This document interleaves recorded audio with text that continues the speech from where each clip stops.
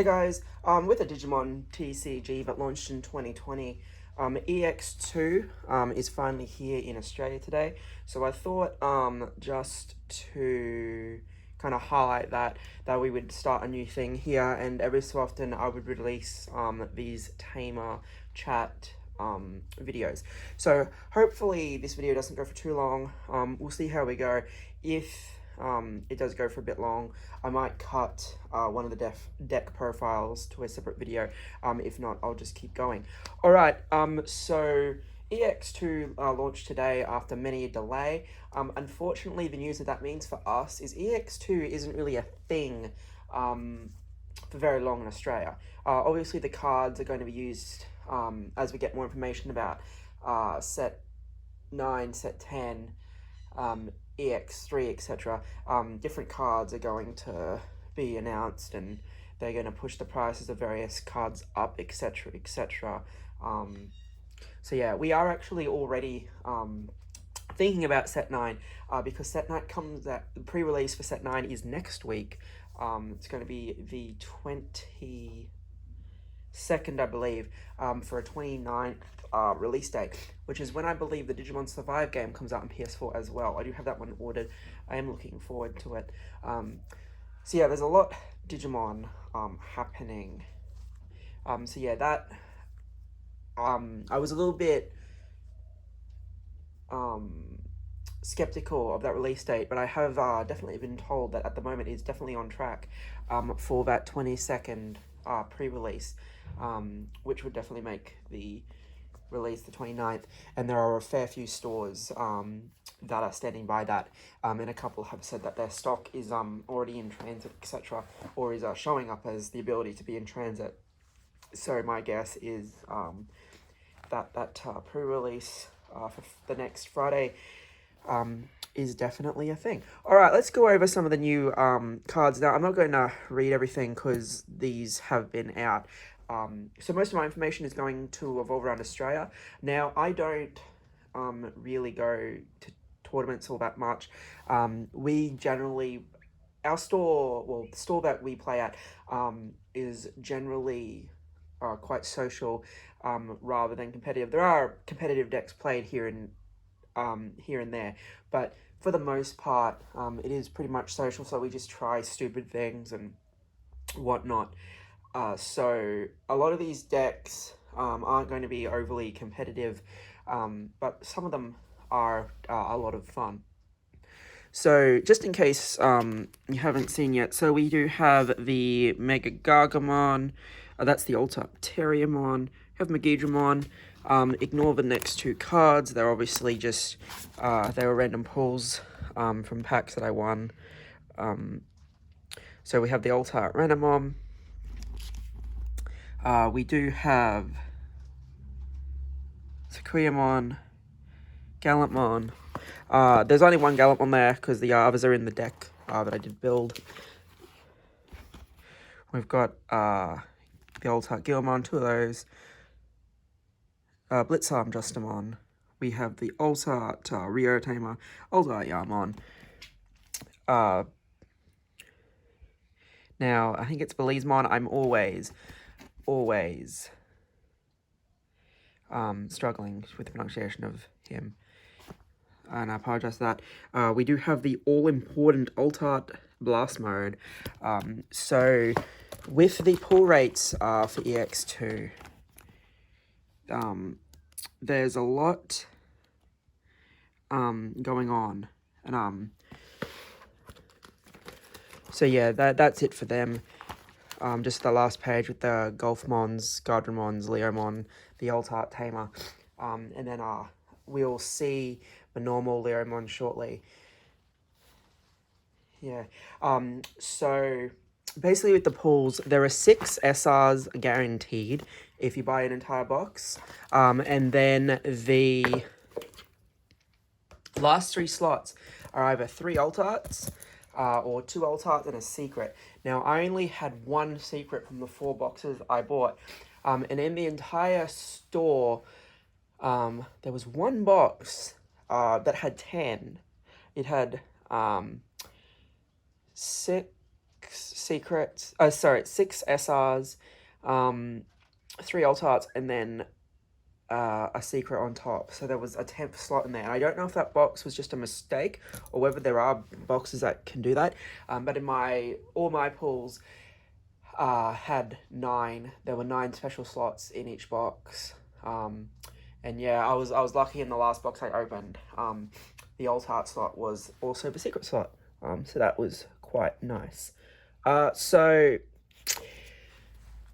the deck that came first, no surprise, at our locals last night was the D-Reaper. So I am going to go over this quite quickly, as quick as I can. The deck, I built this deck. I haven't played it myself yet, but two of us built the same deck, and I ended up playing the deck that I will show shortly. So there are 2 tactical retreats, 1 Kari. Oh, I apologize, there are 2 Karis. 3 Spiral Masquerade. Now these options can be mixed around. Tactical Retreat is definitely advised. You can do some really good things with Gatekeeper and Masquerade. And Tactical Retreat. Spiral Masquerade can be swapped out for Wyvern's Breath. Just depends on what you want to do. Then 2 of the TK Kari for that Tamer. Now searches. There are 19 searches in this deck. Just count them real quick. 1, 2, 3, 4, 5, 6, 7. Yes, 19. So, 19 of this guy. So, gets reduced if you have Mother. Play it for 1, play it for free. This is going to be where all your firepower of the deck comes from, utilizing the abilities. Of course, we do need the 4 Mother D-Reaper. It's obviously the most important part of the deck. 4 of the Jerry. Looks a little bit like this. So again, it's going to search your cards. It's going to allow you to draw a lot quicker. 4 of the Pendulum Feet. So again, you're going to get 2 cards with this as well. Yeah, this deck just draws so quick.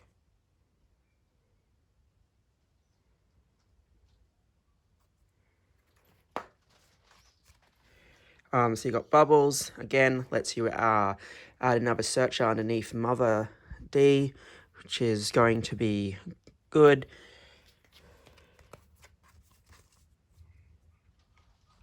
Three of the Pilates Head. So again, really cool. You can just suspend it to instantly delete something that's equal or higher attack. And of course, the more searches and whatnot you have, the stronger everything is getting. When you're able to watch it kill a Hexablue, it's just hilarious. And then you've got your Gatekeeper. So again, this is going to protect you a lot. Attack Retreat, they hit Gatekeeper. They can't do any damage to you. Because, yeah, I watched someone get neg. It was like 4 security or something. It's pretty crazy. And then, of course, we have our Reapers. Which is going to be your close out the game card. So yeah, pretty simple deck. Not a lot of thought required for it. Just gotta, obviously, just keep playing the searches, and then at the very end, you just discard all your, you just digiburst all your cards. Then you constantly untap Reaper. I watched Reaper do 5 damage in 1 turn, with the unsuspend ability. So yeah, it's pretty solid. Reason why it came first. Now the deck that came second, I'm not going to profile, because I actually deconstructed my version of said deck, but it's just your typical Hexablue deck, Hexablue core, with Korikaku Freeze, Kumamon, Trash, Tommy Freeze, etc. So yeah, a little bit of mixture of Hexablue and Hybrid was pretty much what came second. The only reason why it came second was because it stopped the deck that I'm about to show you, because of the fact that when you play Moki Beta, you just don't get any memory and stuff, and the deck that I'm about to show you only had one form of removal, and unfortunately, once Hexablue came out, I was unable to bounce the Moki Beta. Alright, so the deck that I built, and again, like I said, this isn't really a competitive deck, but it's a deck that I found really, really, really fun. So we have the 4 Chiramon, the 1 Upamon. You don't have to run the Upamon, I just do because having 5 Digi-Eggs is better than 4 in my opinion, but that's just my opinion. Depends how consistent you want. And then, so, options. Just 1 Fist of the Beast King. You can run more. It's just I was really not sure what to cut. So if you have suggestions or for improvements, etc., I'd love to hear them. If you want to see other decks or see what other people are playing, that's fine. 3 Hammer Spark. Again, you can have the 4, but I just chose to have Fist of the Beast King because I did close out a game with Fist of the Beast King. It was actually quite cool. 1 Ice Wall. Then we're going to have 2 Davis. Then the most important part of this deck, 4 Jerry. And now you can probably guess what it is because there's 4 Jerry and a Fist of the Beast King.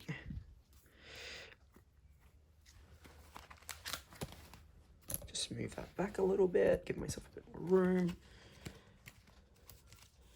Then we also have 4 Sora Joe and 2 Tommy. The Tommy is not really all that important. It came up a couple of times where it was really helpful because you're stripping things constantly and then you're drawing the card off the Chiramon, which is quite cool. And then of course, once you Digivolve your Kuma, which you're going to see shortly, you get the freeze anyway when you attack. Now, just 2 of the Siakamon. Really good against green because it's going to stop the reduction. And then, of course, Moki Beta, which is going to stop the memory gains from red and anything else, depending on what people are running.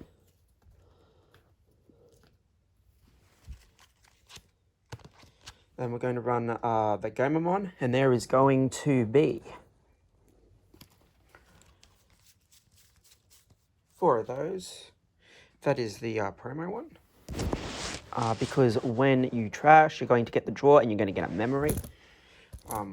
So they come up the most. Then you're going to get Kumamon, just 2. Again, all of the Sequoiamon, the Mocha Beta, the Kuma, they're all optional. I just figured the Gomamon's really important for the drawing.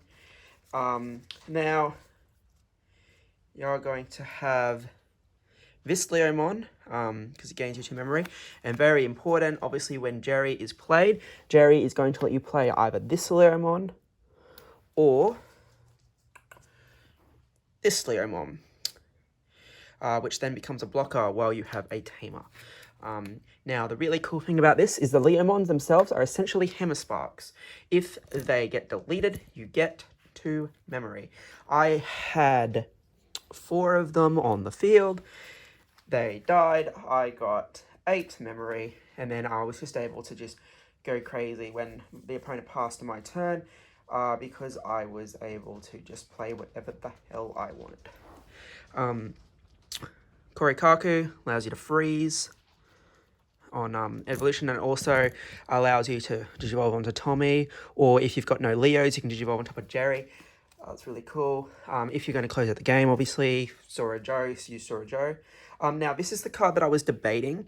The Ice Devimon. I did put 4 in, and only for the simple fact that while he can't Digivolve on a Tamer or anything, he can Digivolve on top of one of your, not that you really want to, but, I mean, if you don't have any Leomon, like if you haven't found your 8 Leomons yet, or you've got a Gomamon that's not doing anything, Digivolve for 2, and then you get to attack and just bounce.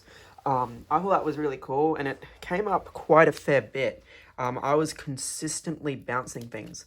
Now, one thing I forgot to mention about the D-Reaper deck, and this is one thing that I found, is that unfortunately he can only bounce a level 4 or lower. Now, D-Reaper don't have a level.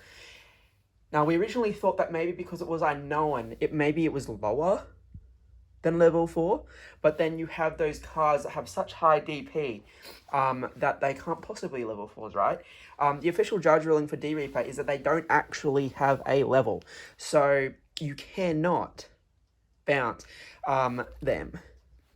You can use Cocytus, because Cocytus says return a Digimon. If it says return a Digimon, you can, but if it says return a Digimon level, you cannot.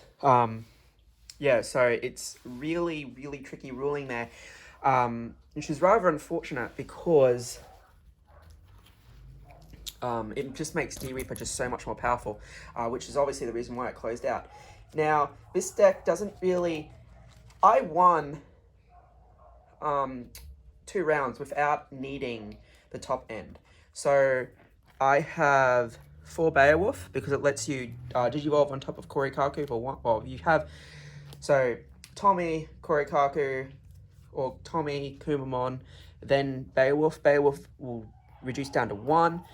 Attack, bounce, you get your Korikaku back. Something goes back to their hand. Unless it's D-Reaper. And yeah, so that does that. Then of course you have the 2 Azulagmon. And now you're probably wondering why I cut the 4th Hemispark. The 4th Hemispark was cut for 1 Hexablue, just in case you need it. Like I said, I versed that straight Hexablue deck, and I almost won. But unfortunately, just on that on his last turn, my Hexablue got bounced, and then all of his stuff was able to attack. And it was really just, yeah, it was just not a good place. I had 4 Leomon that because they don't have sources, they can't block, and then that meant, and because of Moki Beta, it meant that he also couldn't gain the memory from the triggers either. So it was just a really rough spot, which is why I came 3rd. But yeah, I did not expect this deck to be very competitive at all, because it is just literal fun, just having fun playing the Leomons and bouncing everything. But yeah, no, I did okay. I did order a whole bunch of singles for the stuff that I missed out on, because as you saw from my pulls, I did not get a full playset, let alone a Crimson mode. So, what I'm going to do is I'm going to hope the singles arrive on Monday, and then I'm going to fix up the Gallantmon deck, and then I'm going to build that Belize, and hopefully play that next week. Or I'll just play this again for fun. I don't know. It's just so undecided. D-Reaper, like I said, D-Reaper was built there just for a bit of fun there. I'm not going to go into the mirror matches or anything. But, yeah, so key takeaways. D-Reaper is really good. This is something fun if you want fun. And then Set 9, or BTO9, does come out with pre-release starting next Friday, with full release on the 29th.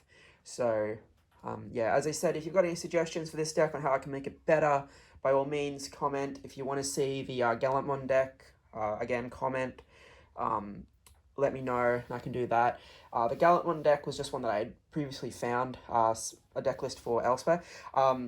There was a Gargamon deck that I was going to build as well, but again, one of the other players at our local group has already made that as well. I can post that deck list as well if you want me to. But yeah, guys, as I said, I'm going to do these videos every now and again, just because I think that it's worth sharing the information, and I really do enjoy this game. All right, thanks, guys. This has been 1 6 Galaxies Tamer Chat, Volume 1.